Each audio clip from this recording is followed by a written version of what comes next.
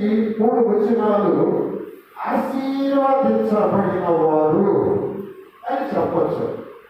1 నుంచి 3 వచనాలు, తర్వాత 4 నుంచి 9 వచనాలు ఆశీర్వదించబడిన వారి యొక్క శత్రువులు. తదుపరి 10 నుంచి 13 వరకు ఆ విజయం ఇచ్చినటువంటి ఆ దేవుడికి ప్రార్థన 3 అంశాలుగా విభాగించారు. 3 మాటల్లో చెప్పిన అంశంలో మొదటి మాట ఏంటంటే ఈ కీర్తన 41లో బీదలను కటాక్షించువాడు ధన్యుడు. చదవండి ఆ 41వ కీర్తన 3 వచనాలు చదవండి.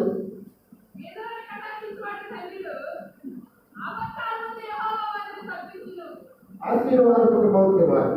చిన్న మాట, పేదలను కటాక్షించేవాడు.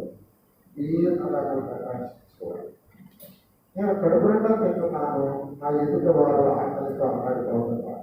నేను మిగిలిని తీసుకెళ్ళి కొట్టుకుంటా ఇవ్వకుండా సర్దిపడకపోతే తీసుకెళ్ళి నా సహోదరులు పక్కన ఆకలితో ఉన్నారు, వాళ్ళ పూర్వంతో లేదు, ఎరుగంతో లేదు, మిగిలిన వాళ్ళకి ఇస్తే దాని ద్వారా మీకు ఒక గొప్ప ఆశీర్వాదం.